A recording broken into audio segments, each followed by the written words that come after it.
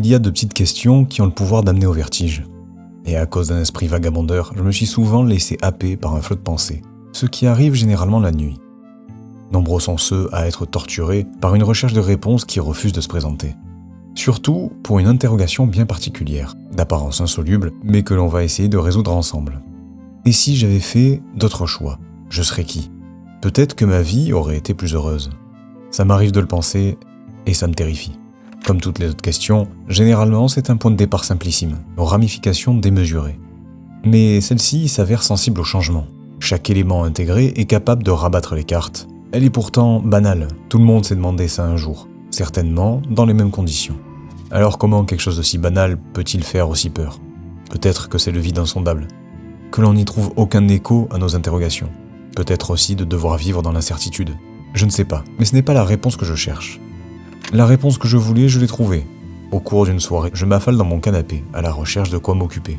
Mon regard s'arrête sur un nom énigmatique, Tatami Galaxy, et un symbole que je ne connais pas. Je prends donc ma télécommande et je lance la lecture. Et j'ai bien fait, c'était fascinant.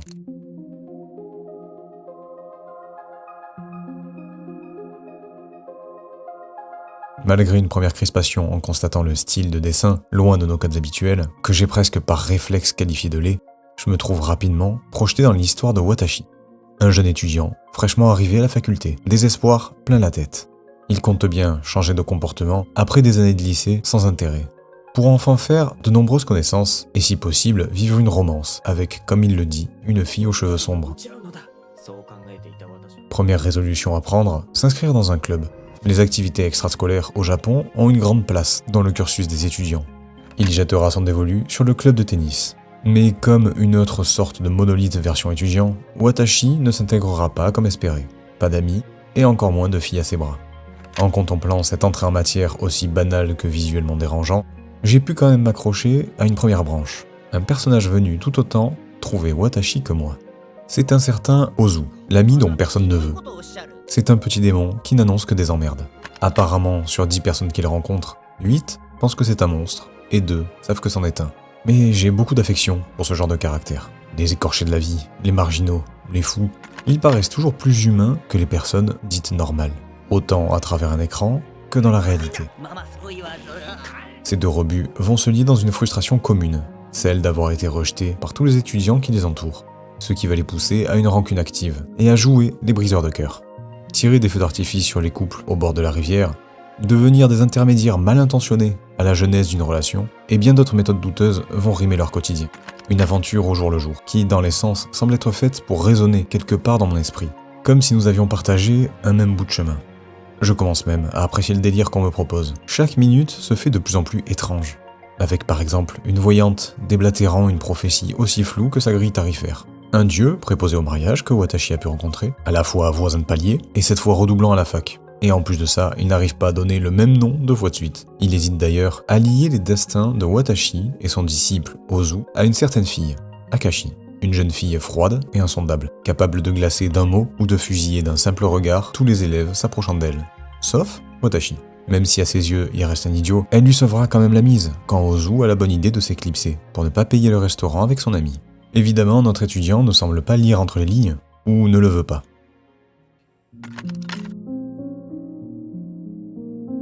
Et comme tout état d'âme débute au même endroit que les épiphanies, c'est entre 4 murs, allongés sur 4 tatamis ennemis, avec la solitude comme seule perspective, que Watashi refuse d'avouer son mal-être. Il refuse aussi, par principe, de rechercher l'âme sœur, simplement par peur d'être seul. Mais grâce à un petit coup de pouce de son ami mal intentionné, Watashi va enfin prendre les choses en main.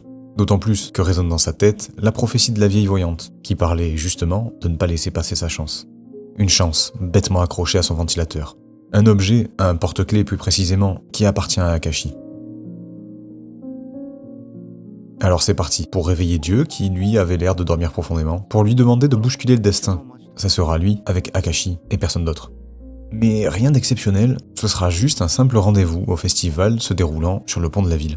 Et comment ne pas rire de voir que même les supposés dieux n'ont pas grand chose en stock, ils n'ont pas de stratégie élaborée, c'est juste un plan de drague basique. Bien sûr, c'est après à peine 2 mots échangés que Watashi, crispé comme jamais, va mettre un terme à cette rencontre qui semble forcée.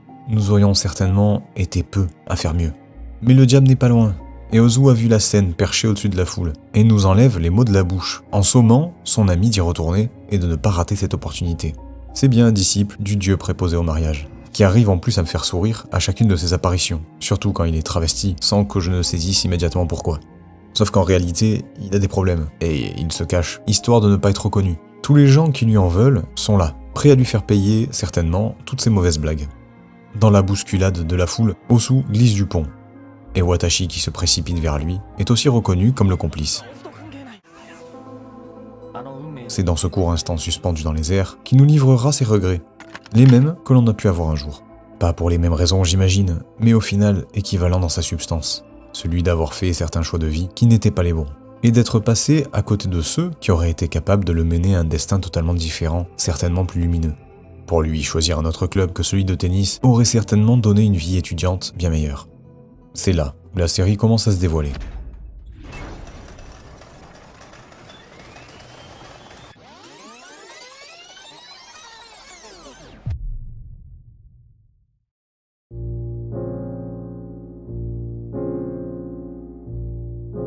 Même si je la regarde encore sans trop bien comprendre ce qu'elle essaye de me dire, je reste fixé à l'écran pour contempler un nouveau départ.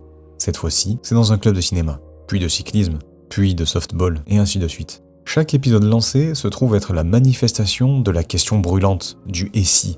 Chaque choix de club, par phénomène de causalité, m'amène à voir Watashi arpenter une nouvelle série d'événements. Un nouveau vécu, radicalement différent du précédent. Les choix anodins modifient le cours de l'existence. Ce n'est rien de plus que la loi de la causalité qui nous est montrée. Une théorie que j'ai déjà abordée dans d'autres vidéos. Mais même habituée à être à son contact, elle me paraît toujours aussi écrasante. Imaginer que chaque micro-décision change radicalement la trajectoire de mon existence me paraît être à la fois inconcevable et en même temps indéniable. Mais l'idée qui m'achève, c'est de penser que bien des choses ne dépendent pas de nous. Parce que tous nos semblables et tous ceux qui nous ont précédés sont aussi soumis à cette loi. Ils ont leur lot d'influence et de responsabilité. Évidemment sans jamais avoir eu conscience des conséquences pour les millénaires à venir. Finalement, l'homme a toujours avancé à l'aveugle. Et si nous avions une capacité intellectuelle hors norme ou une conscience supérieure, peut-être que notre passé serait théoriquement totalement déchiffrable, livrant une liste infinie de causes et de conséquences qui nous ont déposées à cet instant précis. Nos émotions, nos attirances, nos peurs, nos principes ou nos valeurs ne sont en fait que des réactions conditionnées, il y a bien longtemps, pour nous adapter à un environnement. Un comportement qui maintenant découle d'un inconscient, formaté par ce grand ordre logique. Et il est difficile d'avouer que tout ça veut dire quelque chose. Nous n'avons aucune prise sur notre vie. Je n'ai pas eu mon diplôme, mes amis, mon travail ou ma copine, parce que je les ai voulus. Bah non. Il a été possible d'obtenir tout ça parce que je suis un chiffre microscopique donné, dans une grande équation éternelle, qui n'a toujours pas trouvé son résultat final. C'est le conflit insoluble entre le déterminisme et le libre arbitre. Et cette vision causale du monde enterre de fait la question initiale du « et si ». À ce stade, ça n'a même plus lieu d'être. Pourtant, je suis incapable de mettre cette idée de côté, tout comme Watashi, comme s'il y avait autre chose, de plus profond qu'une simple causalité prédéterminée. Ce qui me met sur la piste, c'est que Watashi en japonais, ça veut dire « moi » ou « je », et je prends ça donc comme un indice. Cette série veut me parler de quelque chose, comme si elle savait très bien ce qui trotte dans ma tête. Et pour ça, il va falloir que je me mette à sa disposition. Watashi n'est qu'un avatar dans lequel on doit s'incarner.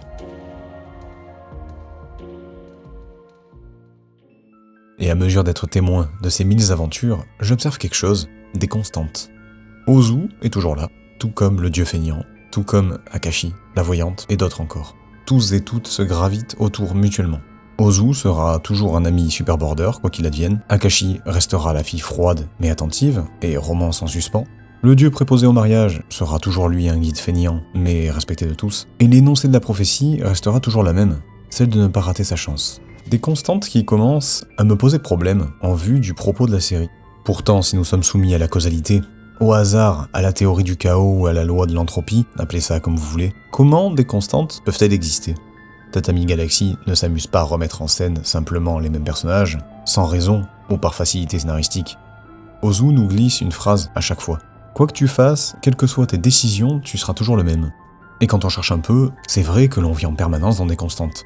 Au milieu de ce chaos universel, des choses complètement banales tiennent bon. Comment ça se fait que je puisse prévoir un rendez-vous et y aller ? Que mes parents soient toujours mes parents, ça paraît être une anomalie, que je puisse même rentrer chez moi chaque soir. Comment mon quotidien ne vole pas en éclats toutes les 3 secondes à cause de cette causalité impossible à maîtriser. Ça a l'air stupide, mais ça mérite qu'on le remarque. Ce qui veut dire que j'ai encore mal jugé Tatami Galaxy. Depuis le début, cette série s'amuse à brouiller les pistes et à me pousser à l'erreur. Il n'est pas question ici de libre arbitre, de causalité ou de vie alternative, mais d'un autre concept dont j'ai toujours peiné à saisir l'essence, celui du destin. J'ai toujours pensé que la destinée, c'était un autre mot pour parler de la causalité. On ne m'avait jamais aidé à voir plus que ça. D'autant plus, c'est régulièrement accompagné de la fameuse phrase cliché « Tout est écrit », ce qui laisse penser qu'il n'y a rien de bien différent de notre gigantesque équation. Mais heureusement qu'on m'a donné le meilleur ami pour comprendre mon erreur.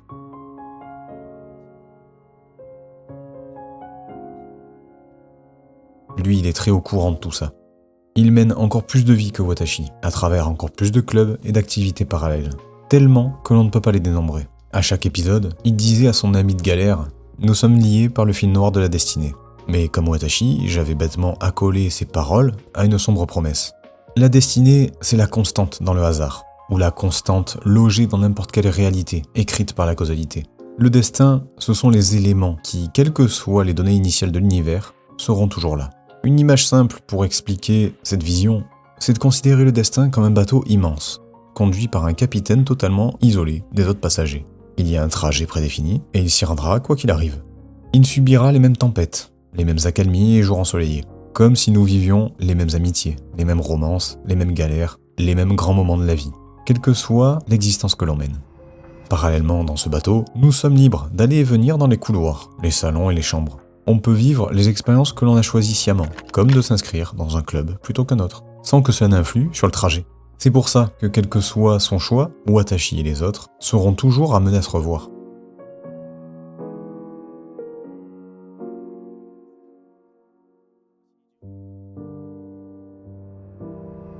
Mais c'est bien théorique tout ça, alors on fait quoi de cette idée?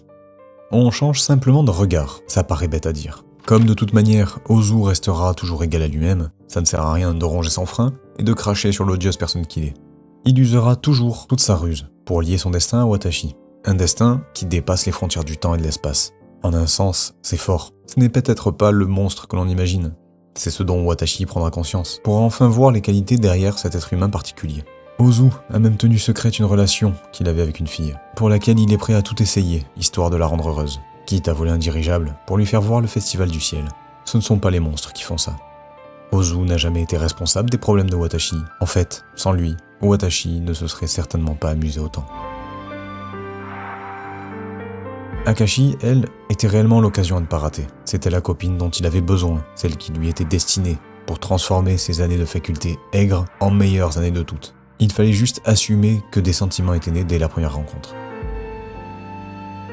Et toutes les autres destinées des personnages trouvent le même dénominateur commun, celui qui a rendu leur vie difficile, s'être enfermés symboliquement entre les quatre murs de leur chambre. Comme nous, ils ont été tous dans une spirale infernale de l'indécision. Ils étaient tous touchés par une paralysie, les rendant incapables d'avancer, certainement à cause de l'obsession de réécrire leur histoire. Alors que c'est l'évidence même, nous aurions toujours une raison de subir notre existence. Il y aura toujours quelque chose à regretter. Et comme beaucoup, on ne m'a pas appris à apprécier les joies du monde. Et s'il m'arrive d'y arriver de temps à autre, le temps finit toujours par superposer à mon regard un voile qui trouble ma vision, me plongeant petit à petit dans l'illusion de mener une vie misérable. Alors j'ai souvent besoin que quelque chose vienne me rappeler d'écarter de la main les voiles qui s'accumulent. Prendre un instant pour accepter mes choix comme mes déboires, pour comprendre qu'il se cache des merveilles dans les petites choses simples amenées par des forces que je ne maîtrise pas. Peut-être pas celles que je voulais, mais certainement celles dont j'avais besoin. Pour enfin réussir à arrêter cette quête sans aucun sens, bourrée de colère et de frustration enfouie. La vie est celle que l'on nous a donnée, et c'est déjà improbable d'avoir la chance de l'expérimenter. Peu d'êtres vivants dans tout l'univers ont pu observer un ciel étoilé. Tatami Galaxy, c'est toutes ces choses, un rappel évident de revenir sur Terre, pour enfin être attentif et s'ouvrir à ce que le destin déposera sur le pas de notre porte.